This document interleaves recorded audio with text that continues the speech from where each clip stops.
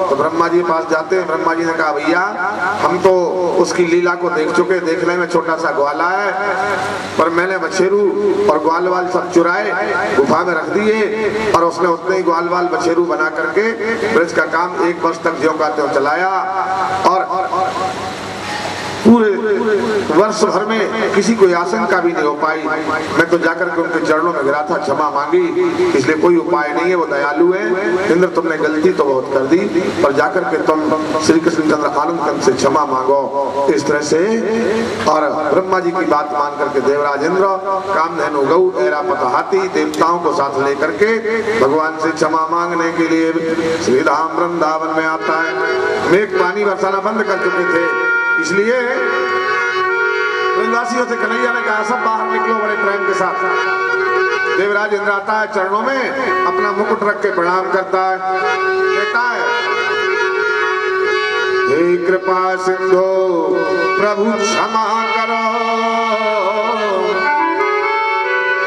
हे कृपा सिंधु प्रभु क्षमा करो, अरे हुई भारी भूल हमारी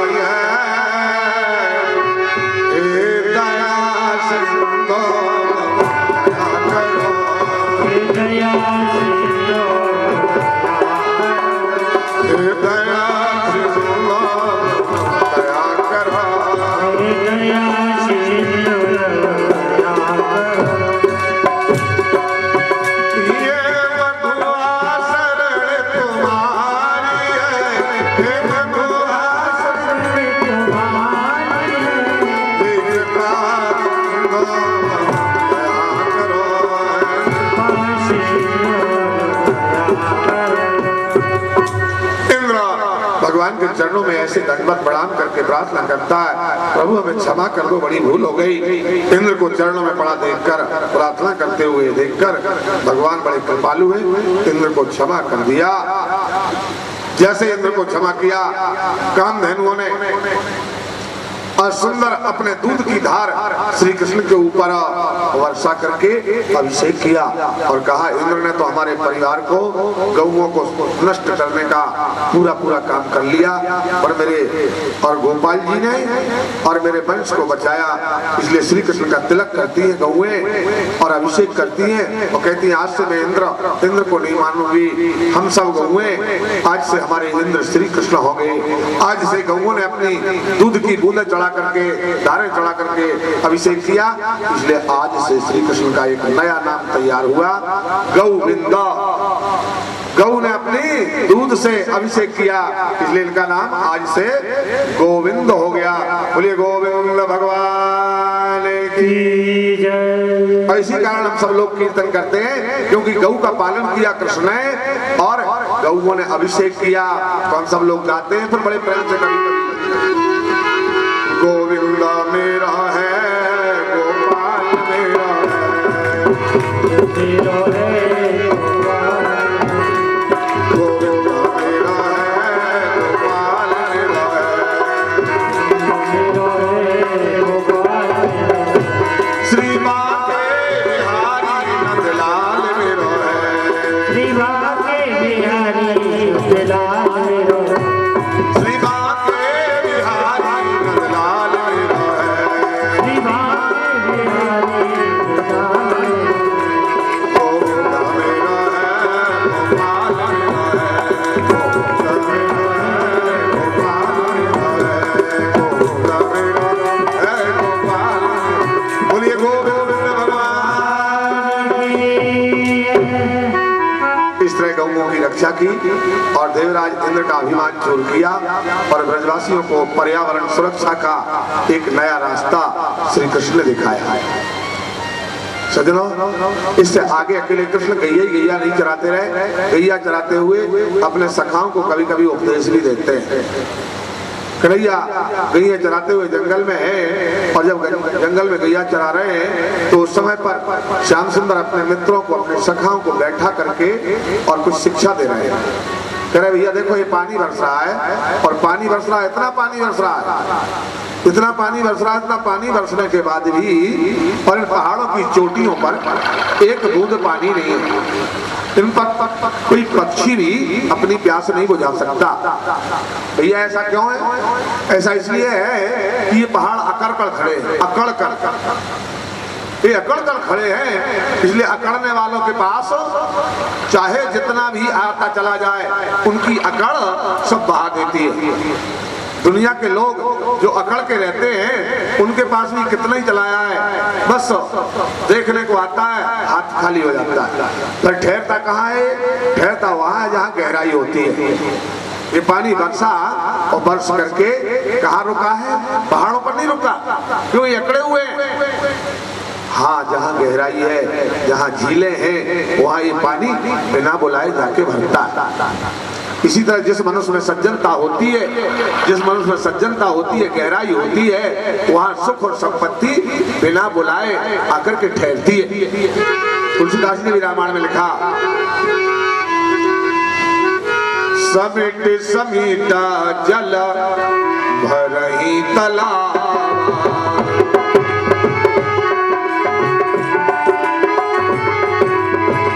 समिट समीटा जल भरही तालाब, समिट समिट जल भरही तालाब, जिम सद्गुण सज्जन महिया।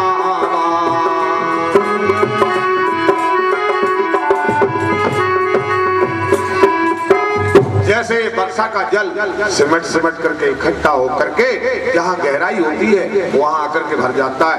आपूर्यमाणम अचलम प्रतिष्ठम समुद्रमापि प्रवसन्ति सर्वा, समुद्रमापि प्रवसन्ति सर्वा। जैसे ये नदियां बह बह करके कहाँ को चली जाती हैं? इतना पानी लेकर के जाती हैं और कहाँ चली जाती हैं? इनके लिए एक ही जगह है जाने के लिए, वो है समुद्र। और समुद्र नदियों को बुलाता नहीं है कि तो हमारे पास आ, ये स्वयं जाती है।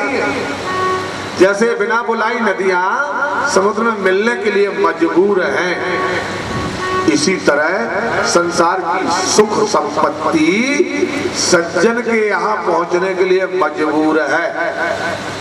वो दुर्जनों के घर नहीं रह सकती। सुख और संपत्ति जहाँ सज्जनता होगी वहाँ बिना बुलाए स्वयं पहुंचती है। तिमी सुख संपत्ति बिन ही बुलाए, धर्मशीला पर जाए सुहाए। सिया राम जय राम राजा राम, सिया राम सिया राम। ये भी सुख संपत्ति नहीं बुलाए,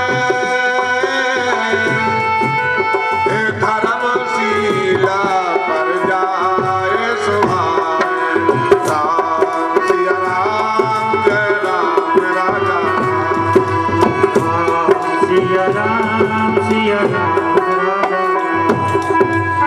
जैसे समुद्र में बिना बुलाई नदियां दौड़ दौड़ के पहुंचती हैं, इसी तरह संसार की सुख संपत्ति धर्मात्मा पुरुष के घर पर, सज्जन पुरुष के घर पर बिना बुलाए जाकर के पहुंचती है।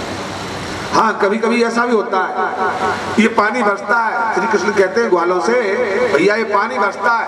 और जब पानी बरसता है तो इसमें थोड़े से पानी से भी छोटे छोटे नाले ऐसे उबलते हैं जैसे सबसे बड़ी नदी यही है।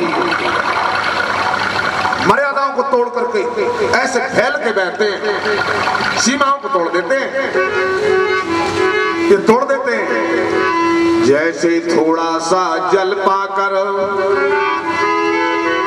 जैसे थोड़ा सा जल पाकर ये नाले उबलते जाते हैं। जैसे थोड़ा सा जल पाकर ये नाले उबलते जाते हैं, ऐसे ही थोड़ा सा धन पाकर ऐसे थोड़ा सा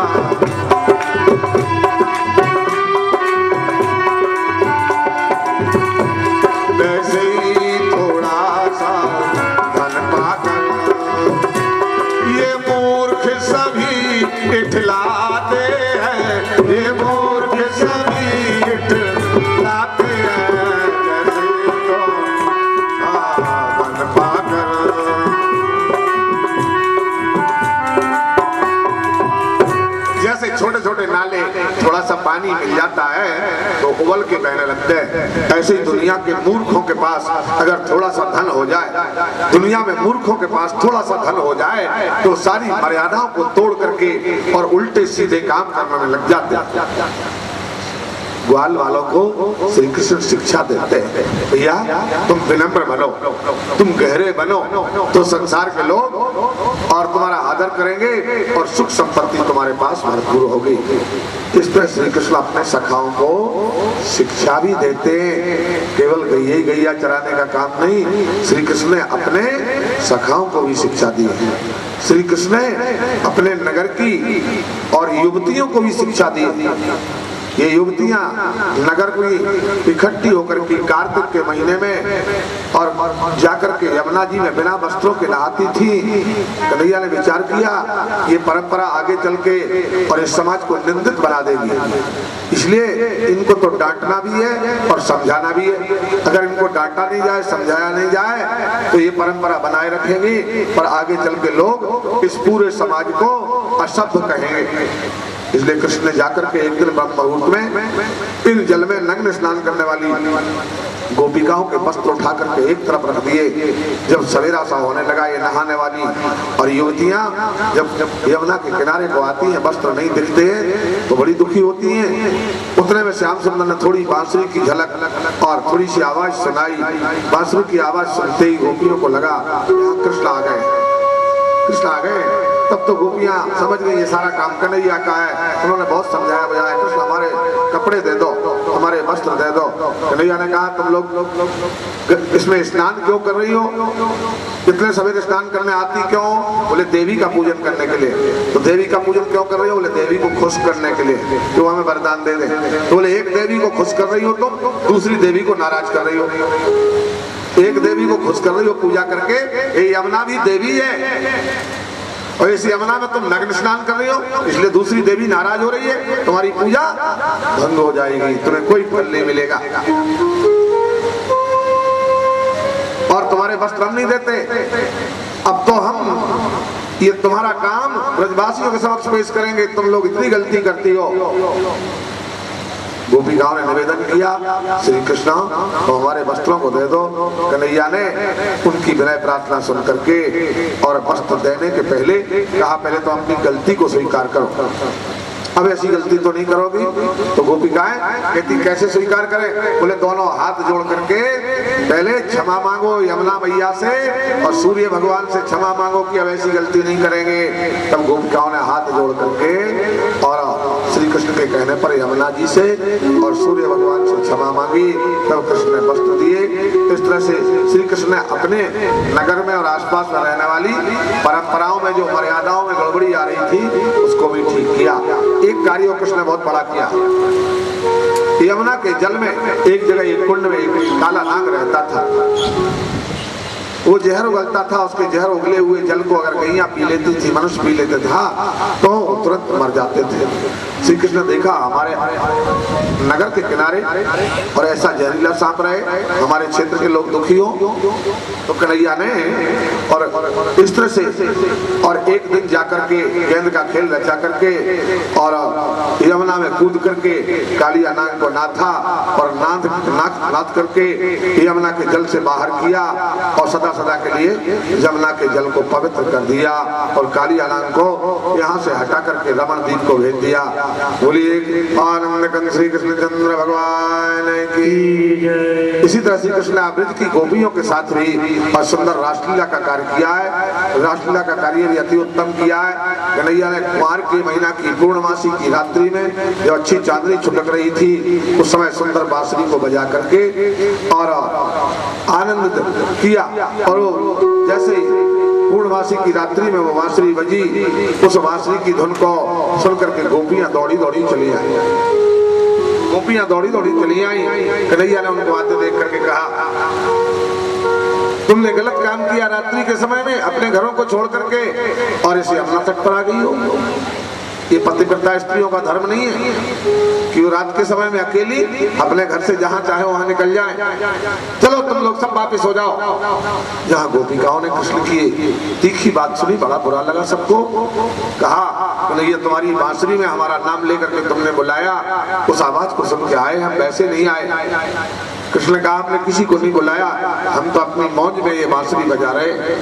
गोपियों ने कहा अरे श्याम सुंदर, तुम्हारी बंसी को सुन करके हम आए, तुम पतिव्रताओं की बात करते हो। कृष्ण तो हमारे एक प्रश्न का उत्तर दे दो, हम सुन करके और वापिस हो जाएंगे।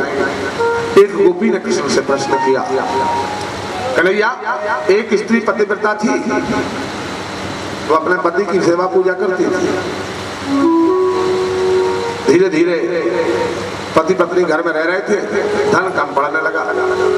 पति ने कहा देवी अब धन कम पड़ रहा है, इसलिए परिवार का संचालन कैसे होगा, तो हम धन कमाने के लिए विदेश परदेश जाते हैं, तुम घर पर रहना।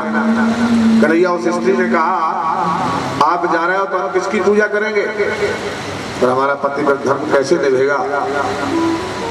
पति ने कहा एक उपाय बताते हम तुमको, तो हमारी तस्वीर रख लो, हमारी फोटो रख लो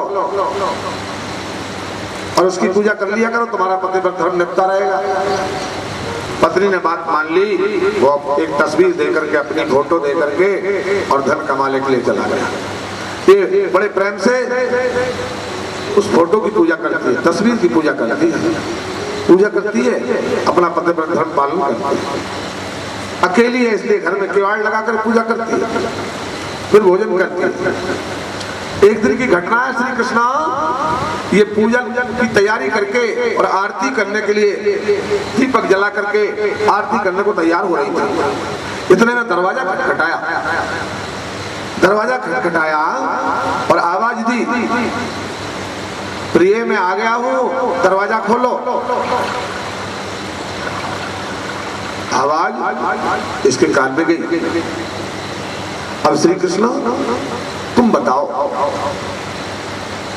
ये स्त्री जो पूजा करने के लिए आरती सजा के बैठ गई, खड़ी हो रही है, ये दरवाजा खोलने को आए कि आरती करे, क्या करना चाहिए इसे? आप लोग भी उत्तर दो, क्या करना चाहिए? आरती करे कि दरवाजा खोलने को दौड़े? विचार करके बुद्धि लगाओ थोड़ी।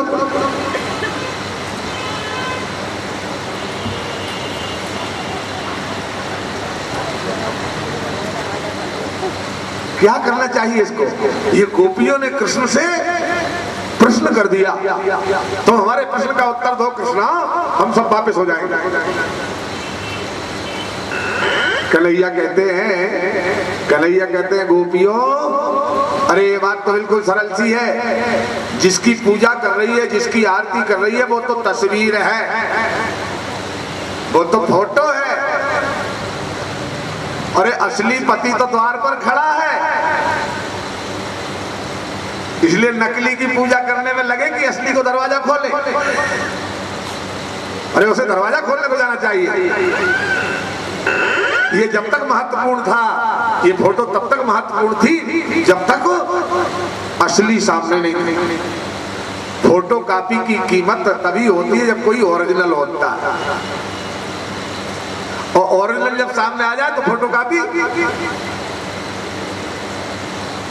हाँ, गोपियों ने कहा कन्हैया यही बात है, तब हम लोग वापस नहीं लौटेंगे। बोले क्यों? बोले तुमने हमें समझाया कि संसार की जितनी आत्माएं हैं वो आत्माएं मेरी अंश है। वो आत्मा कौन है? मेरे अंश है। मामेवांसो जीवे लोके जीवे भूत्वा सनातना मनः कष्टानि इंद्रियाणि प्रकृतिस्थानि आकर्षते। जितनी जीवात्माएं हैं वो सब भगवान कहते हैं मेरे अंश है। तो इन सब आत्माओं का पति कौन है? इन आत्माओं का मुखिया कौन है? इन सारी आत्माओं का पिता परमात्मा है, इसलिए परमात्मा को जगत पिता कहा गया और इसीलिए परमात्मा को जगत पति कहा गया। लक्ष्मीपति, श्रीपति, जगतपति। जो पतिव्रत धर्म की तुम बात कर रहे हो, जिन पतियों के शरीर को हम पति मान करके जीवन जी रहे हैं, उनमें अगर तुम्हारी शक्ति नहीं होती तुम्हारा अंश नहीं होता, आत्मा नहीं होती, एक क्षण को तुम्हारा अंश निकल जाए तो उन शरीरों की तरफ हम लोग देखेंगे नहीं। तुम जब तक उस शरीर में हो, तुम्हारा अंश मौजूद है, तभी तक हमारे पति पूजनीय वंदनीय है। और अब साक्षात परब्रह्म ओरिजिनल तुम आ गए हो, जो तुम जगत के पति हो, तो अब हम उन पतियों के पास बैठे रहे कि तुम्हारे दर्शन करने को आए। श्री कृष्ण निरुत्तर हो गए और गोपियों के प्रेम से प्रसन्न होकर के और उनको ब्रह्म रूप का दर्शन कराया, पर ब्रह्म रूप का दर्शन कराया। कैसे? हर एक गोपी को जो जैसी दौड़ी चली आई थी उसका श्रृंगार स्वयं बनाने के लिए लग गए। जितनी गोपियां थी कृष्ण ने उतने रूप धारण किए, उतने रूप धारण किए कृष्ण ने, और हर एक गोपी का श्रृंगार स्वयं श्री कृष्ण ने सजाया। जब कोई भगवान को समर्पित हो जाता है तो उसकी सारी बिगड़ी हालत को वो भगवान स्वयं सुधारते हैं। कोई समर्पित तो हो जाए उनको।